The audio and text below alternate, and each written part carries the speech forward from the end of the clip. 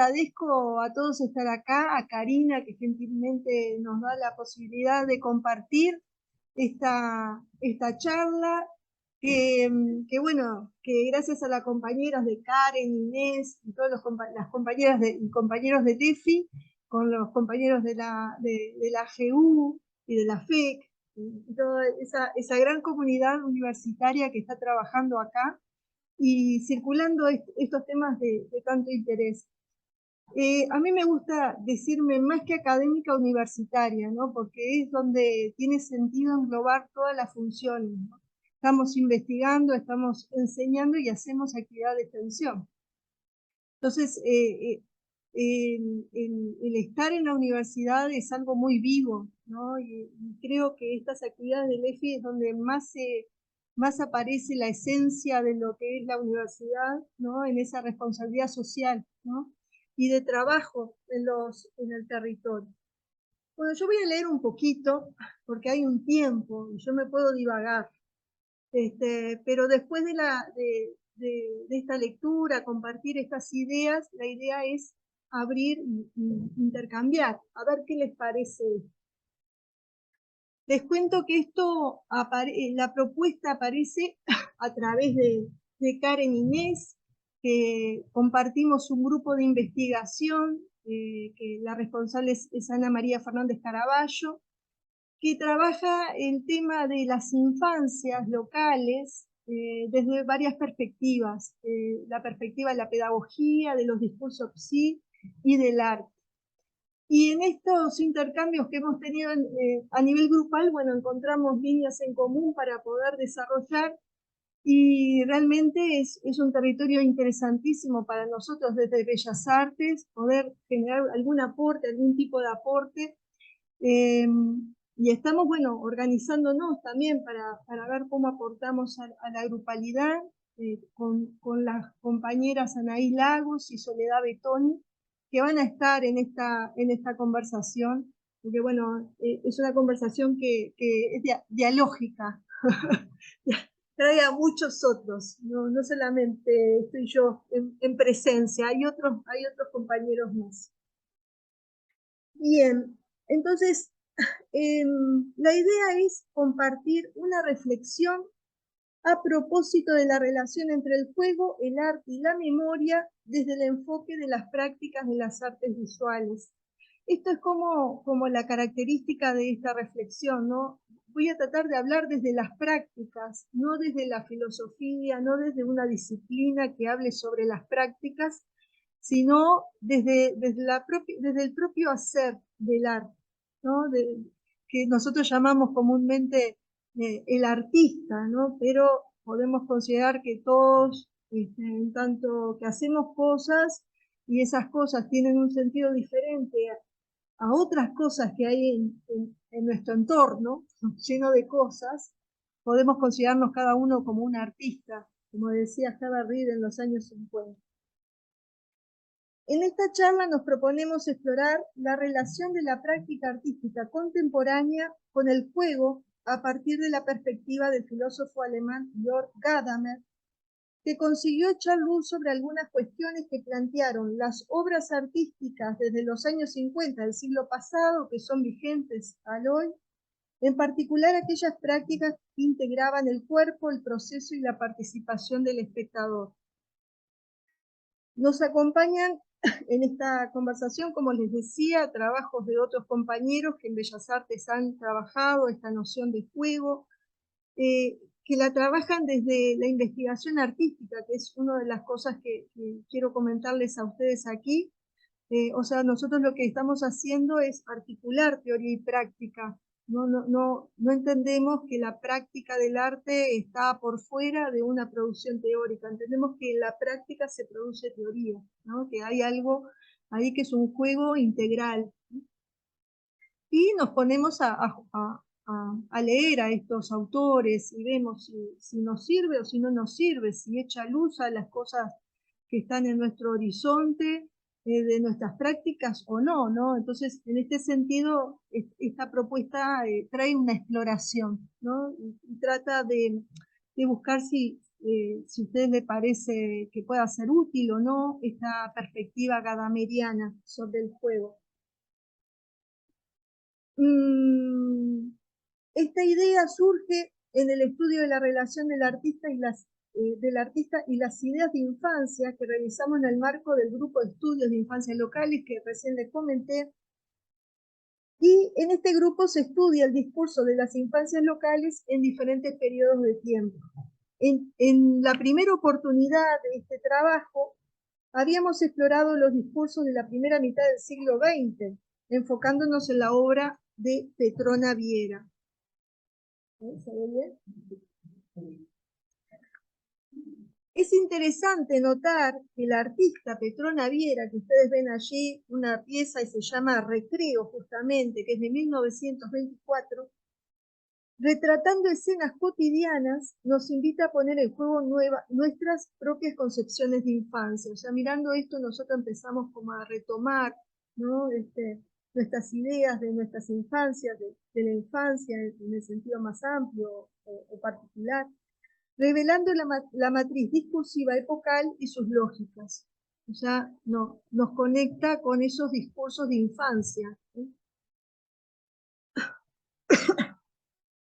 Acá ven una xilografía de 1940, es muy chiquita, 7 por 16 miden, y también está relacionada a los juegos, que es de Petrona Viera, como verán ahí la firma. Nos referimos a la serie de dibujos, pinturas y grabados realizada en la década del 20, donde Petrona Viera retrata a niños jugando. Y fíjense en ustedes la proliferación de dibujos, ¿no? Y de técnicas diferentes. La artista, en este caso, son todos dibujos del 24 y de 1930. En nuestra investigación de enfoque discursivo, incluimos la crítica periodística de su tiempo y las curadurías póstumas más importantes, como fue la realizada por Grau y Panela en el Museo Nacional de Artes Visuales en el 2020, que se inauguró un poco después de la emergencia sanitaria. Esa fue una curaduría impresionante, preciosísima, que ustedes pueden ir se pueden encontrar el catálogo que está colgado en el sitio web del museo.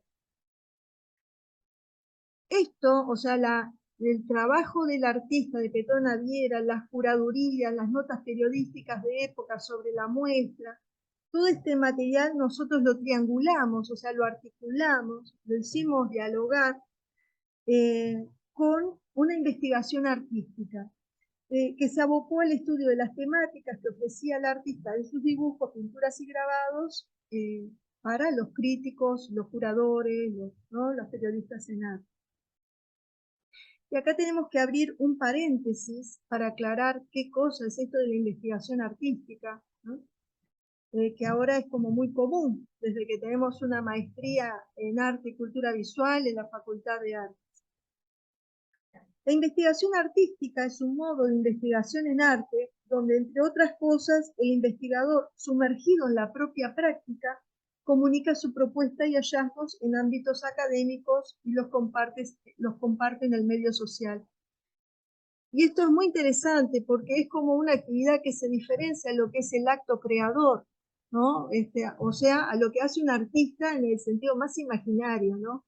¿Qué hace ahí Torres García con su paleta y sus pinceles? ¿Qué hace el varón americano Jackson Pollock cruzadito de brazos con su lienzo atrás como tapa de revista Vogue en Estados Unidos, ¿no? En plena época de Guerra Fría, el macho americano con su pinturita atrás? Ay, está siendo grabado. Bueno, después hacemos montaje y cortamos. Y abajo Baró, ¿no? Una artista mexicana, española, siempre el retrato del creador con su obra o en proceso, ¿no? Esa es como la idea del acto creador.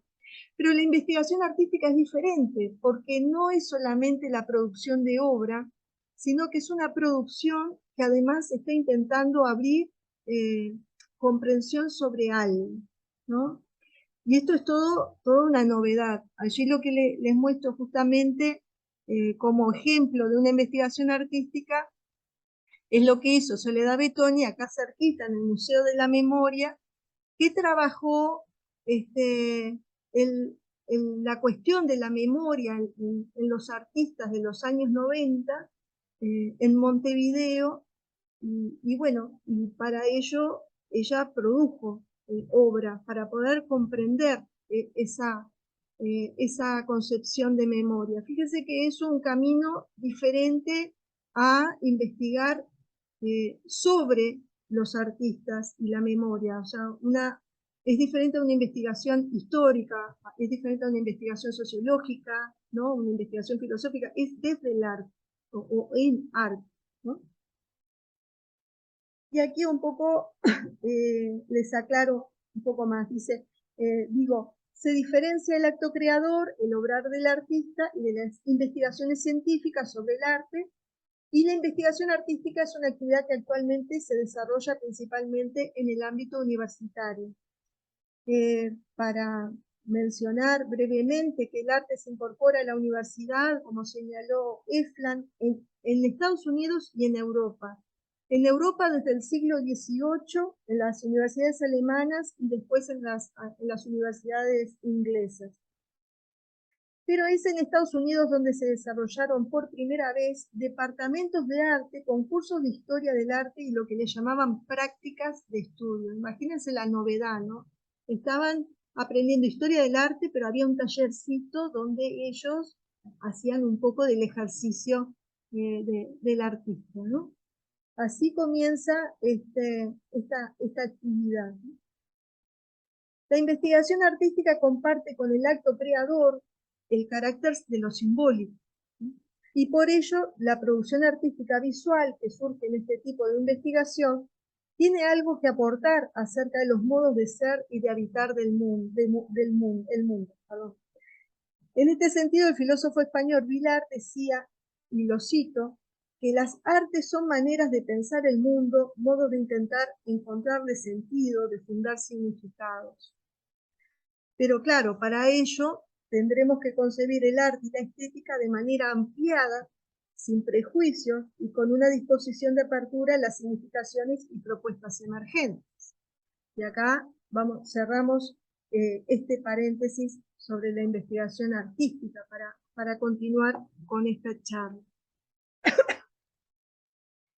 Hablemos sobre lo que nos arrojó aquella investigación sobre la obra de Petrona Viera. Como sabrán, la artista Petrona Viera, o no, y bueno, y lo mencionamos, era hija de un político colorado, Feliciano Viera, que había sido presidente del país entre 1915 y 1919. La artista había adquirido una sordera en sus primeros meses de vida, posiblemente a causa de una meningitis.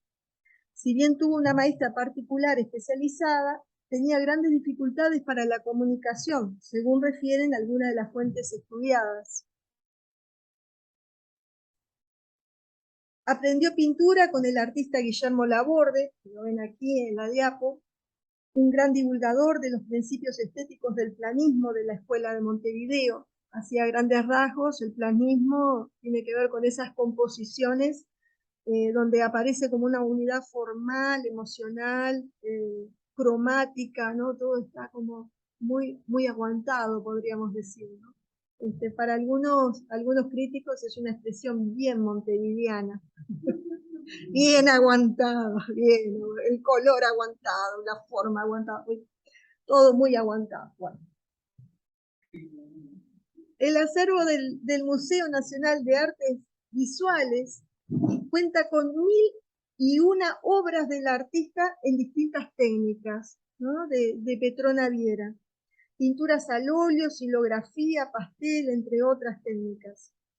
Pero en contraposición, y esto es muy interesante porque lo señala la curaduría de las investigadoras Grau y Panela, no se hallan documentos personales que nos den pistas de su obrar, más allá de un álbum de recortes de periódicos que ella atesoraba, ¿no? O sea, toda crítica que aparecía de su obra, ella lo recortaba y lo pegaba en un cuadernito. De allí el nombre que le pusieron a la muestra, Grau y Panela, que el título era Petrona Viera, el hacer insondable. sea, tenía mucha obra, pero de ella no se sabía nada, ¿no? Mujer, años 20, hija del presidente Colorado, sorda, ¿no? Toda la estructura de los años 20 en esta, sobre el artista, podríamos decir. Por suerte, el álbum de recorte fue subido a la red por el equipo de investigadores del sitio de Anáforas, que cuenta con la supervisión de la doctora Elisa Bloch de Bear y el apoyo de la Biblioteca Nacional, que es un sitio muy recomendable para quienes le interesen acceder en línea a notas periodísticas relacionadas con las artes visuales de nuestro país. En la década del 20, los años 20, los años felices de Uruguay o de Montevideo en particular, Petrona Viera realizó la serie de dibujos, grabados y pinturas en la que retrataba niñas y niños jugando. Fue una serie que cautivó a los críticos de su época y aún mantiene su efecto. Incluso se podría afirmar que hoy se la reconoce principalmente como la artista que retrataba niños y niñas jugando, ¿no? Pero lo que nos llamó la atención fue que los periodistas, en particular de su época, con sus notas sobre la serie Recreo y los curadores, revelan a través de esa interpretación un panorama actualizado sobre las infancias locales. O sea, la obra en este sentido es como un portal a esas concepciones de infancia, ¿no? Hace de mediación para encontrarnos con esos discursos. Por ejemplo, Restone, en 1939, escribe un artículo periodístico en el Bien Público a propósito de Recreo, de la obra de Petrona, y ve allí, y lo cito, el gran ballet de la infancia perdida, el mundo de la fábula y el ensueño. Mientras que Pinto, también en el mismo año, en la revista Ayapé, ve allí en la misma obra, a los niños no vencidos por la maldad de una sociedad bestial, y lo estoy citando, ¿no?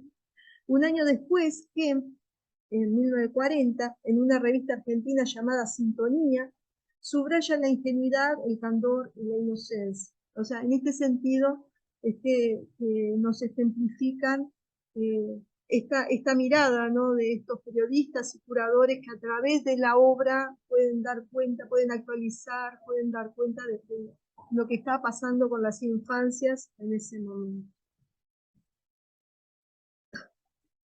Incluso, a propósito de la última exposición que les mencionaba de las curadoras Grau y Panela, ellas señalan lo secreto y dramático de las escenas pintadas por la artista, que provoca al espectador cierta intranquilidad por lo que estarán diciéndose las niñas, ¿no? Hay muchos de estos bocetos de niñas conversando, de niñas juntas, ¿no?, conduciéndonos a captar lo siniestro que late en estas imágenes.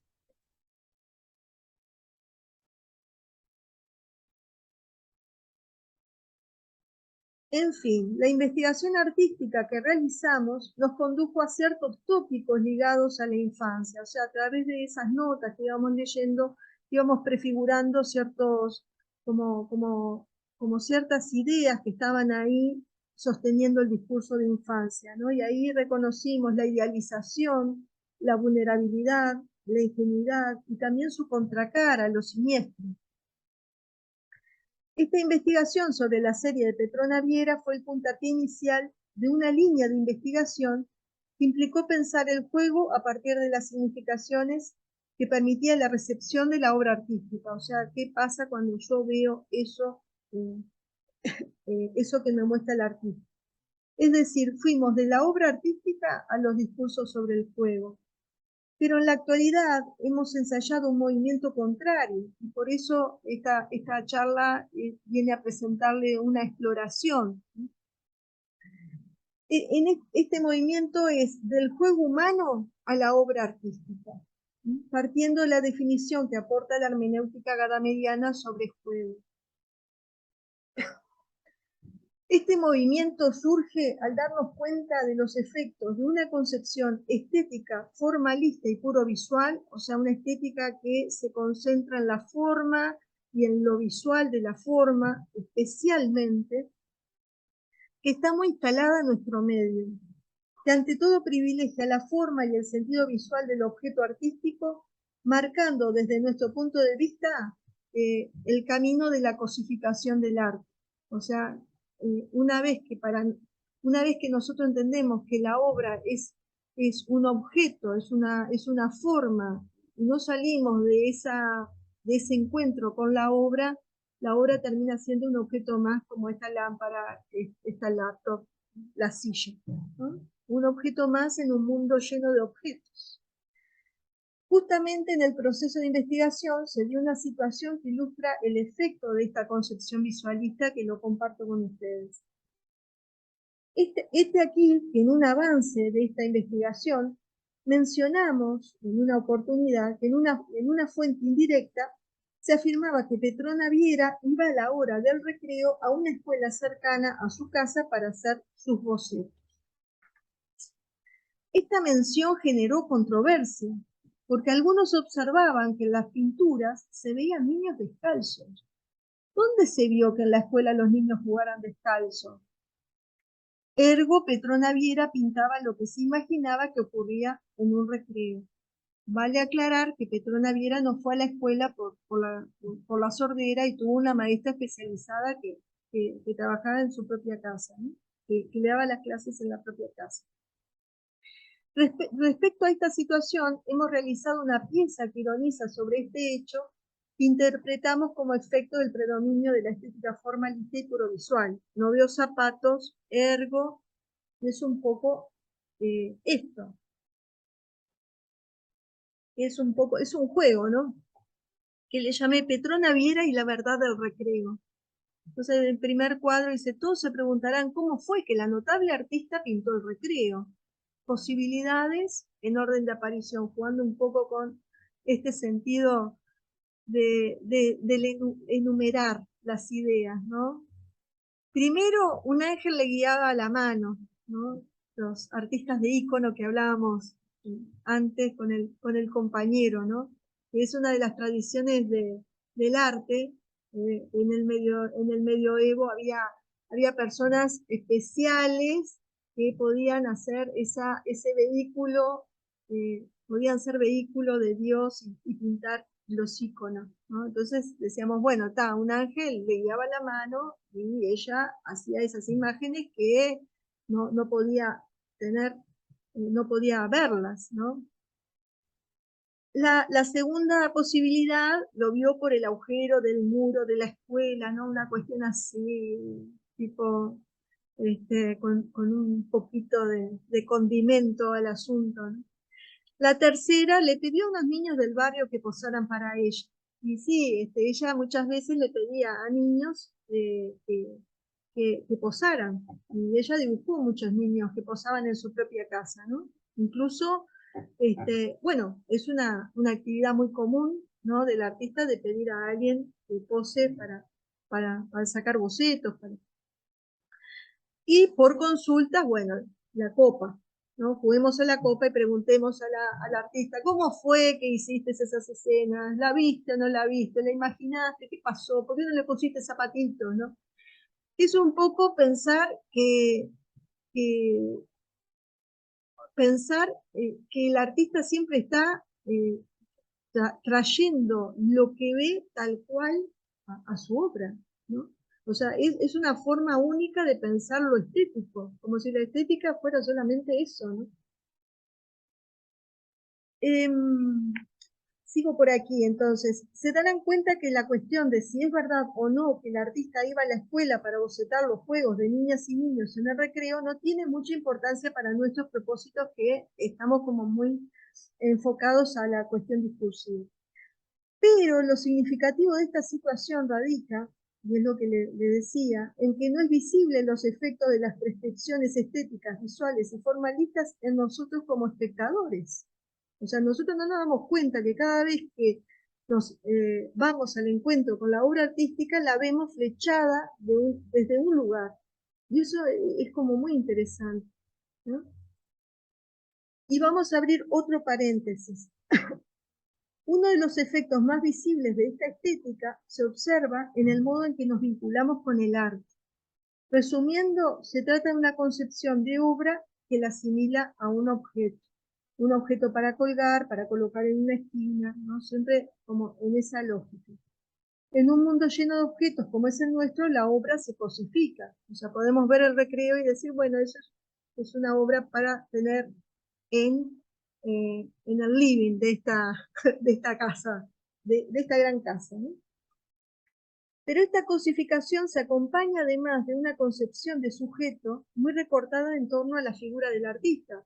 Lo que quiero decir es que la cosificación, esta mirada que cosifica la obra, también cosifica al artista, porque la obra y el artista es un juego que está muy, muy integrado. El artista pasa a concebirse como sujeto de agencia, de voluntad y de conciencia. Por eso decimos, Petrona Viera se imaginó, Petrona Viera fue al murito a ver qué pasaba, Petrona Viera, ¿no? Como que ahí estamos situando la figura del artista. De este modo, la obra es un objeto y el artista es el operario, es el que hace la obra. Y yo no le estoy cargando de valoración, sí estoy enfatizando para que se entienda el argumento, ¿no? Pero no es que estoy diciendo que está bien o que está mal, porque justamente el artista operario fue el discurso del constructivismo ruso, ¿no? El constructivismo ruso decía, abajo el arte, arriba la técnica. El arte es burgués, el arte no sirve para nada, vamos arriba con la técnica, tenemos que generar ese mundo nuevo para ese sujeto nuevo. Estamos hablando de Rozhenko, ¿no? Un artista ruso que fue parte de la Revolución Soviética, ¿no? Este esquema que lo tenemos muy interiorizado, este esquema estético formalista y puro visual, entiendo que dificulta el encuentro con el acontecer del arte, la apertura que produce y que causa su transformación constante, y la nuestra. Vamos a ver. Voy a cerrar por aquí este paréntesis. En cierta medida, algunas vanguardias artísticas, como el Dada y el surrealismo, dieron alguna pista sobre la búsqueda de libertad del artista y de su obra, ¿no? De salir de ese lugar de cosificación y el lugar de voluntad, artista como voluntad. Ahí ustedes ven a un artista, Jean Arp, que tiene este tipo de collage, que el juego era tirar papelitos desde arriba y así como caían en el papel, se pegaba y ya era la obra. O sea, la idea era que no mediara la voluntad, la conciencia estética, de organizar el papelito, más allá de que podemos decir acá hubo un poco de movimiento, ¿no? Los papelitos no caen así tan preciositos, pero bueno. Y tan así llevaba su búsqueda que incluso le decía a otras personas, tira vos los papeles, que yo los pego, ¿no? O sea, ¿quién es el artista ahí, ¿no? ¿Quién firma esa obra allí con el Dada? Y bueno, el Dada tiene otras cosas mucho más interesantes, pero esta era la que me ayudaba a ilustrar más rápida la idea, ¿no?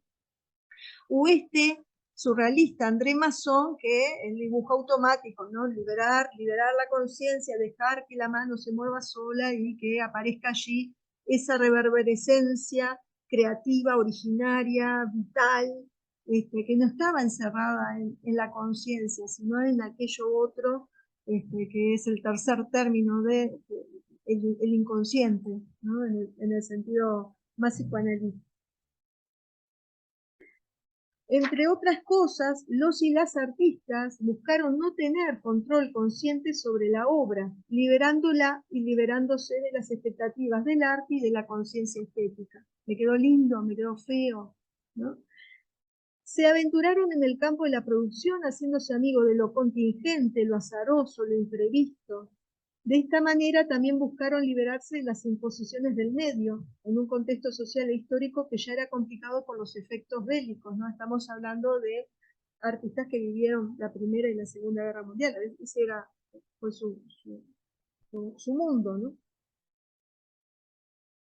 También nos dejaron pistas de una búsqueda de apertura a los movimientos contraculturales, y acá por la edad algunos, esto los tenemos muy cerquita, ¿no? Emergentes de los efectos asfixiantes de la Guerra Fría en la segunda mitad del siglo pasado. En este caso, las y los jóvenes buscaban liberarse de las imposiciones cosificantes del ser y del arte. Si bien no entraremos en estos temas tan interesantes, basta con mencionar las búsquedas orientadas a integrar el arte a la vida cotidiana que podemos ver en el movimiento situacionista francés, con sus derivas y psicogeografías, ¿no? Artistas que iban a caminar por la ciudad sin rumbo fijo, como decimos ahora, pero bueno, era una propuesta, ¿no? Donde se encontraban y surgían, se generaban cosas allí en ese encuentro, ¿no? Así como las acciones pacifistas de los hippies en Estados Unidos, o yendo a nuestros pagos, la cultura que forjó el rock de Pando, el que muchos de nosotros tuvimos escuchar, o los eventos juveniles como Arte en la Luna, que me gustó mencionarlo ahí, van a ver un registro de una actividad. Ahí está Bardanca, el Bardo Can, ¿no? Un performer, poeta que es del Prado, vive por esta zona, que formó parte de esos poetas junto con el Macachín, ¿no? Y la Loba Rubio, poetas que generaron esto que nosotros ahora le decimos performance, ¿no? Como para darle un nombre, pero generaba esta búsqueda más allá de las categorías artísticas, ¿no?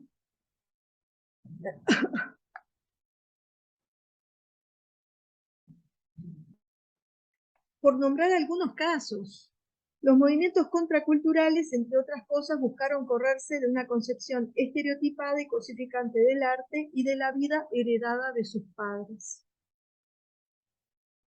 De alguna manera, sus búsquedas eran legítimas, pues ¿acaso no esperamos que el arte nos ofrezca una mediación para aproximarnos a las cuestiones inexplicables de la existencia humana, el amor, el deseo, la muerte, incluso lo atómico, ¿no? Esta es una fotografía que le hizo Haussmann a Dalí, porque Dalí había hecho un cuadro que se llama Leda Atómica y bueno, Haussmann decía, ¿y cómo es esto de lo atómico? Yo te quiero sacar una foto en esa concepción de lo atómico. Y Dalí le dio algunas pautas y dijo, bueno, está, pero esto lo tenemos que hacer de esta manera. Para sacar esta foto sacó como 28, porque tenía que suceder que alguien levantara la silla mientras Dalí daba el salto, dos personas tiraban un balde con agua y gatos, que nunca les pasó nada a los gatos, pero lo tiraron 28 veces. Pero los gatos estaban así galantes, o sea, tienen más de 7 vidas esos gatos. Un poco para dar cuenta de esa sensación, ¿no? De lo atómico. Estamos hablando de 1948, ¿no? Estamos hablando de la guerra termonuclear, ¿no? Y esa posibilidad de que la humanidad estaba contando sus últimos minutos, ¿no? Después de, bueno, en todo lo que desembocó la Segunda Guerra Mundial y bueno, y las pugnas por el poder. Las cuestiones inexplicables se encuentran por fuera del ámbito de la certeza y justamente el arte en su devenir, desdefinición, polimorfismo, nos coloca en una posición de incertidumbre, pues nos interpela. ¿En qué mundo vivimos? ¿Cómo llevamos nuestras vidas? ¿Cómo nos vinculamos? Entre muchas cosas, ¿no? O por lo menos eso es lo que algunos esperamos del arte. Uno de los artistas locales cuya obra fue detonante es Carlos Musso. Le realizamos 3 entrevistas a finales del año pasado para ahondar en la relación de su obra y el fuego. Este análisis se enmarca en la segunda fase estudiada en el grupo que les comentaba, ¿no? La primera fase era de hasta los años 50 y ahí trabajamos con la obra de Petrona Viera y en este movimiento el periodo que se está trabajando, que el grupo está trabajando es de los 50 al 83. Entonces, en ese panorama elegimos a Musso para ahondar sobre esta idea de juego y de infancia. Este análisis se enmarca en la segunda fase estudiada en el grupo de investigación y, bueno, elegimos a Carlos Musso, que tiene como la peculiaridad, en los 80 fue apodado el pintor maldito. Y según nos dijo él mismo, Esto fue por la temática de su obra referida específicamente a la sexualidad. Y lo voy a citar un fragmento de la entrevista. Dice, reconozco sí que mi obra es tremendamente referencial de la época de mis amigos, de lo que sentía, pero cuando las veo a la distancia digo, claro, yo estaba comunicando esto, yo estaba hablando de esto, estaba haciendo referencia a esto, no solo a mí, no solo a determinadas obsesiones de mi mirada, pero yo mismo me sorprendo, pues me encuentro que con otra artista, Pinky Battione, y yo somos los únicos que traemos el tema de la sexualidad en el arte en el 80. Y la sexualidad está mezclada con una cantidad de cosas, ¿no? Ahí que me tiraba justamente la del artista maldito, porque bueno, estaba contando cosas que no se hablaban, no se podían decir. Carlos Musso nació en Montevideo en 1954. Durante la dictadura participó en una cooperativa de producción orientada a la fotomecánica, en la que surgió la idea de elaborar juguetes para la venta, a la vez que formó parte del grupo de artistas Los Otros, junto a Carlos Cebeso y Eduardo Miranda. Fue docente de la Escuela Nacional de Bellas Artes en la reapertura en 1985 y actualmente es profesor titular desde 2005 en la Facultad de Artes, en la Universidad de la República. Para contextualizar este análisis es necesario señalar que el artista nació y se crió en Montevideo. La mayor parte de su infancia se desarrolló en el barrio Pocitos. Su niñez transcurrió en el periodo de la posguerra de la Segunda Guerra Mundial, en un momento de crisis económica del país y en una sociedad de valores muy conservadores.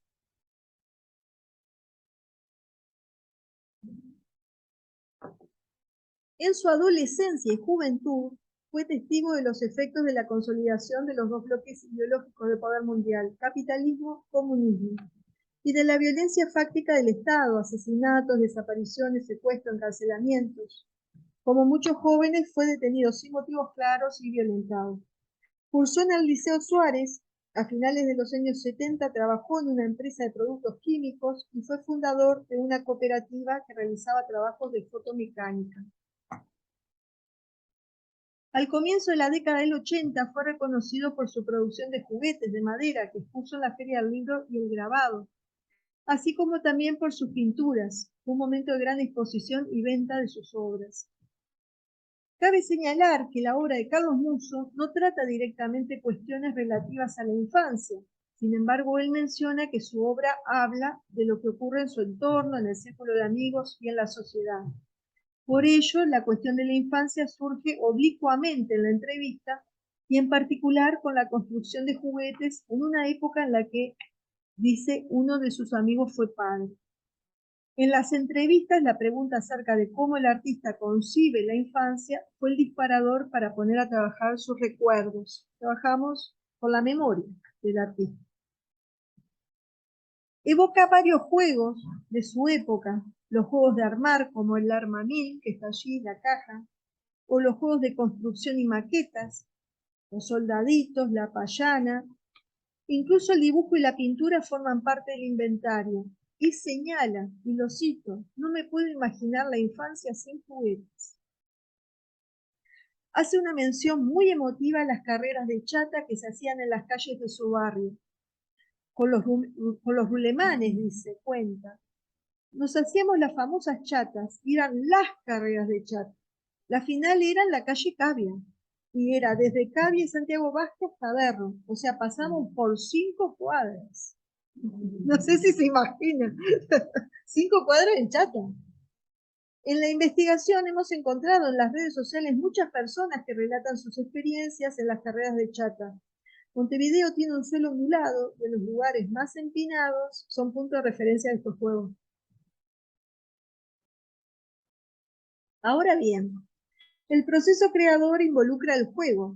Musso dice que pintar es una actividad bastante juguetona y también dice que es un juguete que no se presta. Y les leo todo el párrafo. Es medio egoísta. Dice, no voy al cuadro con una idea fija de lo que quiero comentar. Prefiero que las cosas vayan sucediendo y ahí me empiezo como a divertir. Me angustio, me sube el ánimo. O sea, claro, Sentís que la obra se te cae y te deprimís. Empezás a levantarla, te empezás a entusiasmar. Es bastante juguetona. Al menos en mi época, las artes plásticas era más bien como volver a jugar. Era ver qué pasa si mezclabas esto, mezclabas lo otro, y te empezabas a entusiasmar. Después resultaba que de repente habías hecho alguna obra que era tremendamente macabra.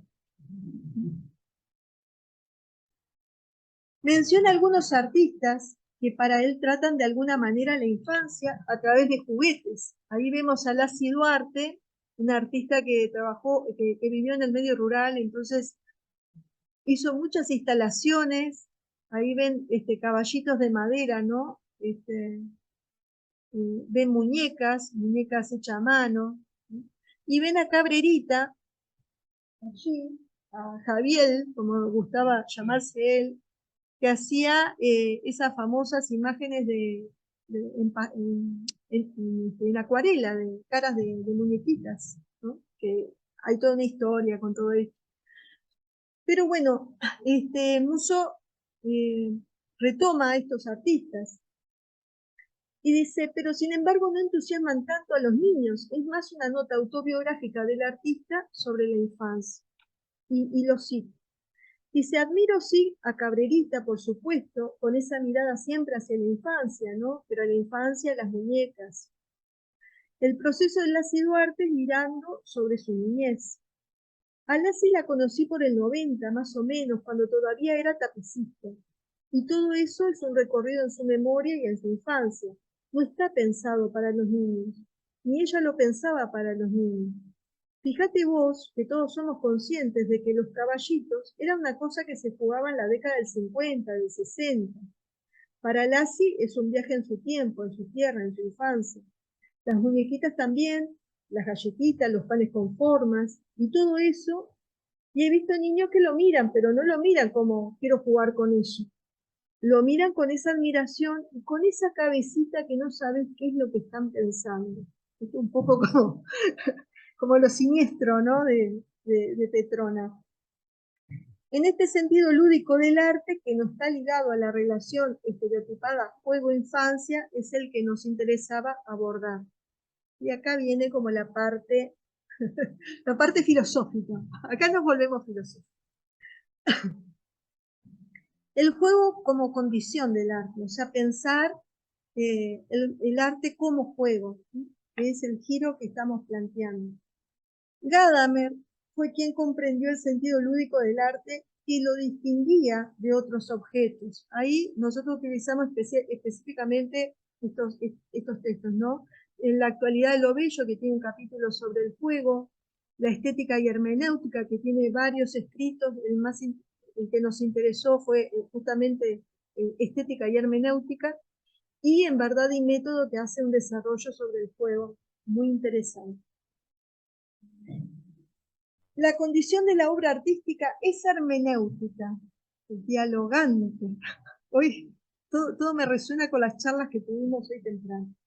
Y no estética, o sea, mera forma visual y formal. Es dialogante, hay algo que se produce ahí en el encuentro con la obra, que se genera ahí una apertura, y ahí estaría como el juego, ¿no? Desde Gadamer. No profundizaremos en la trama conceptual filosófica por la que Gadamer arriba la condición lúdica del arte. Para eso necesitaríamos una montaña de bizcochos, café, azúcar, ¿no? Para darle, que se basa en la crítica del subjetivismo moderno que establecen los filósofos modernos Kant y Schiller. Igual se los recomiendo a los que les interese la filosofía, porque es muy, muy lúcido Gadamer en su análisis. Pero mencionamos brevemente que con estos dos filósofos, Kant y Schiller, se consolidó una estética que opera mediante binomios: subjetivismo, objetivismo, esteticismo, historicismo. Y para superar estos binomios, Gadamer encuentra en la noción de juego una alternativa. Esto, lo que quiero decir es, esta concepción de la estética lo que lleva es a considerar el arte y el artista, el objeto, el sujeto. El objetivismo estaría en la obra, el subjetivismo estaría en el artista. ¿Sí? O sea, ese es el binomio que Gadamer quiere superar entonces se encuentra en el juego la posibilidad de integrar esos lugares apartados, ¿no? Y bueno, y bueno, y entonces, claro, como decía Jaime Ross, Gadamer encuentra la noción de juego una alternativa, porque el juego no se define por la subjetividad del jugador ni por la objetividad del juego. Y todos nosotros que hemos jugado a juegos, sabemos que cuando estamos jugando a juegos, no soy Magalí Pastorino jugando a la dama con mi madre, ¿no? Estamos ahí, no hay una moral de la identidad, ¿sí? Ni por la objetividad del juego. Como veremos en las siguientes reflexiones, que vamos a acompañar con imágenes de obra a modo de ilustración, que dice Gadamer. En Verdad y Método, Gadamer dice, el verdadero sujeto del juego no es la subjetividad, el sujeto es más bien el juego mismo. Y esto es un giro, ¿no? Porque ¿cómo salimos de pensar, yo, Magalita, estoy jugando al truco con él, ¿no? ¿Cómo salgo de ese esquema y decir, acá está ocurriendo el juego, vení, acércate, somos 6, pico a pico, ¿no? Es como ese juego, ese giro.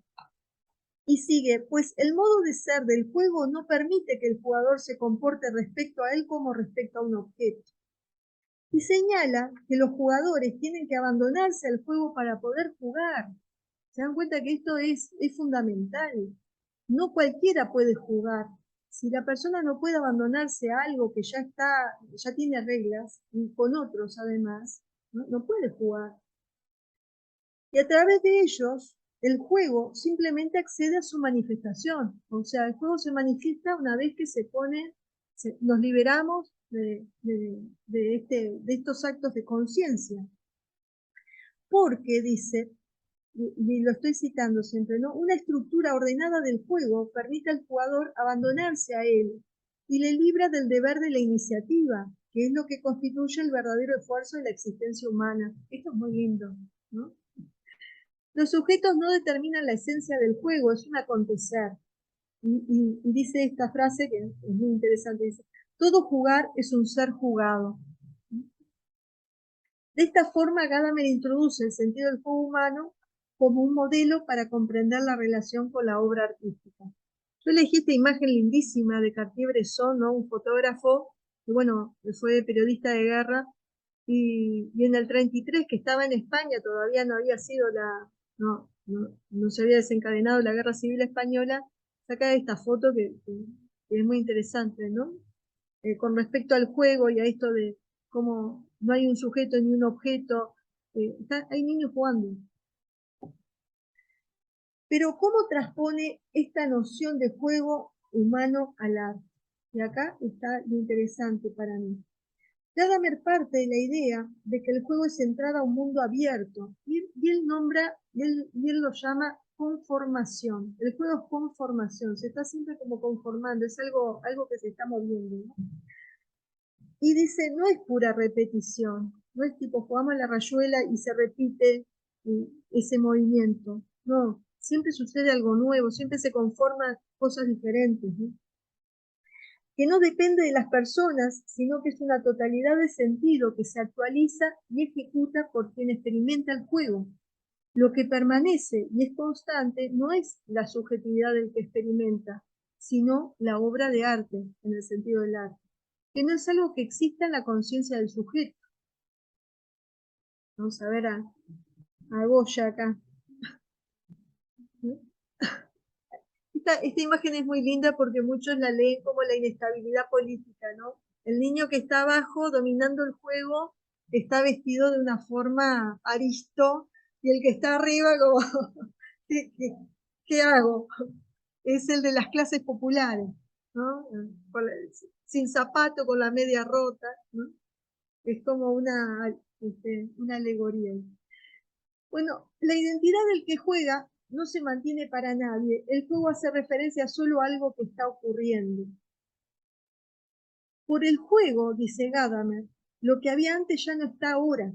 Es transformación en una conformación. Y acá Traje a Alicia Clark, una artista brasilera, que fue, bueno, fundadora del movimiento neoconcreto, que es interesante porque trabajó en el Instituto Nacional de Educación de Sordos. Hay como una línea hoy, de Petrona Viera a Alicia Clark. En el mismo sentido, el arte no se resuelve en una conciencia estética abstracta, sino en la obra y su vínculo con el mundo. Su esencia es la transformación y reelaboración. Y en esta experiencia construimos nuestra familiaridad con el mundo.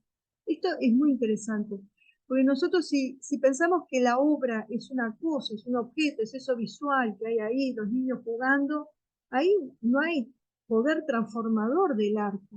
Y se supone que nosotros esperamos del arte que produzca esa transformación, ¿no? Que suceda la transformación. En sí, podríamos entender que nosotros no estamos fijos, siempre estamos moviéndonos. Y bueno, en ese encuentro con el arte se actualiza ese poder de transformación. Y esto de construir la familiaridad con el mundo, que es muy lindo también, ¿no? ¿Cómo hacer, qué tiene que pasar para que el mundo sea familiar? ¿No? ¿Qué tengo que hacer? O cómo tengo que disponerme para que este mundo siga siendo familiar, ¿no?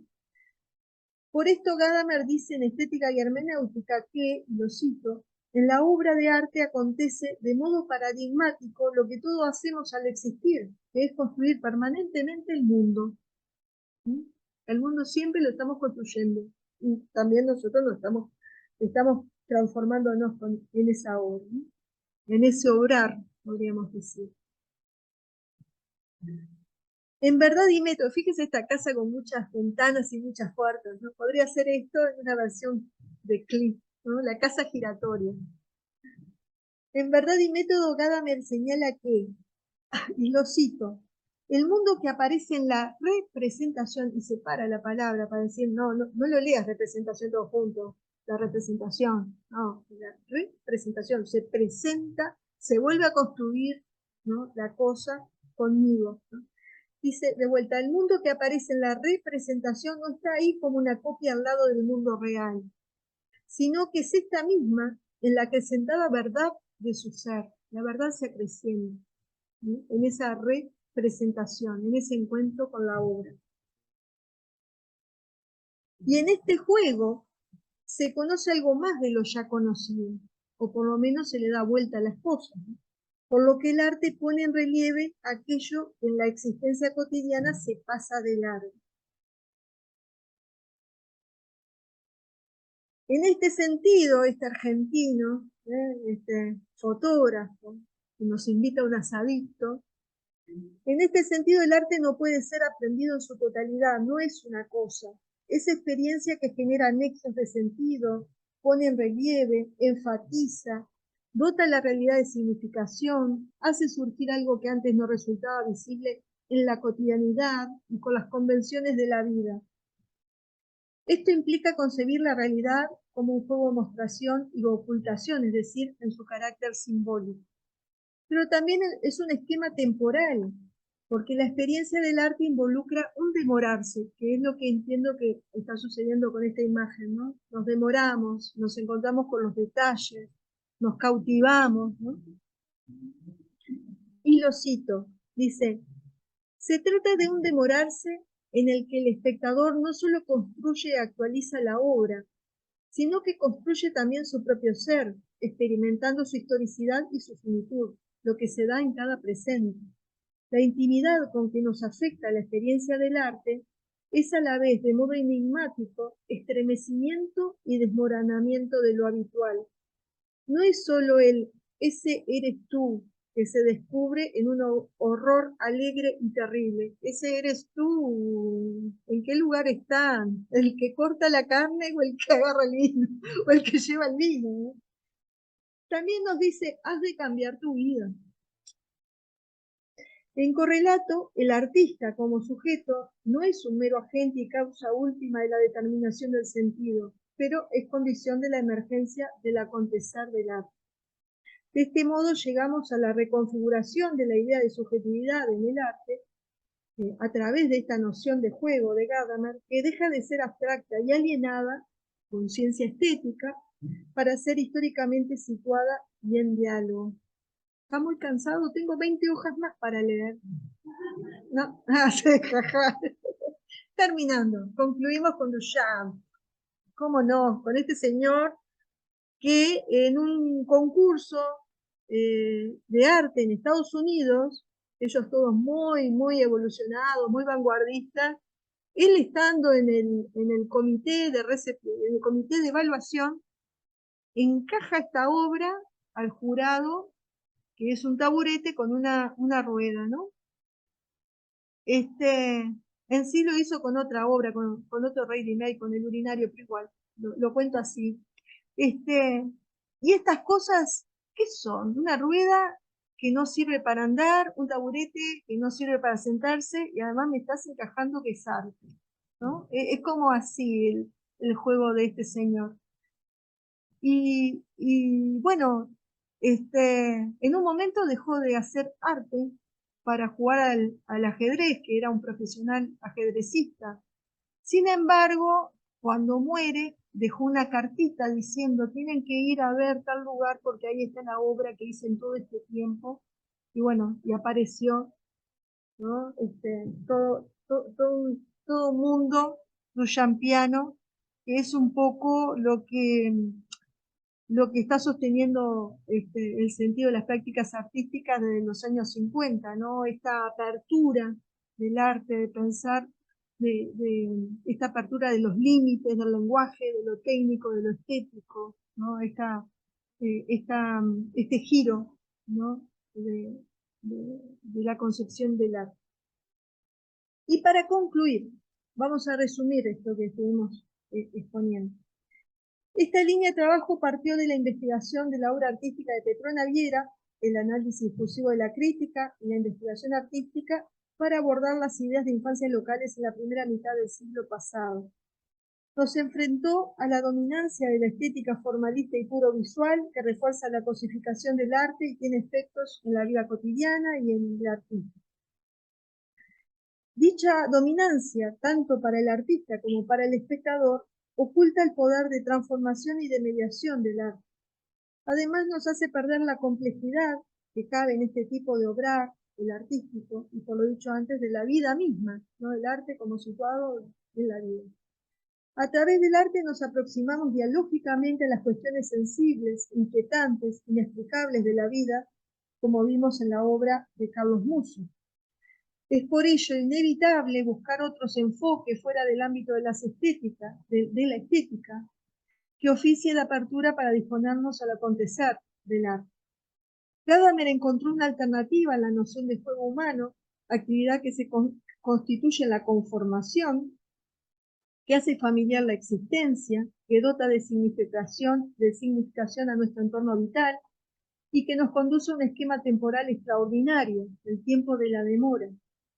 Visto desde esta perspectiva, la práctica artística se revela como acontecer, vehículo de transformación, no solamente como un mero hacer cosas en un mundo lleno de cosas. Y por aquí es la propuesta para compartir.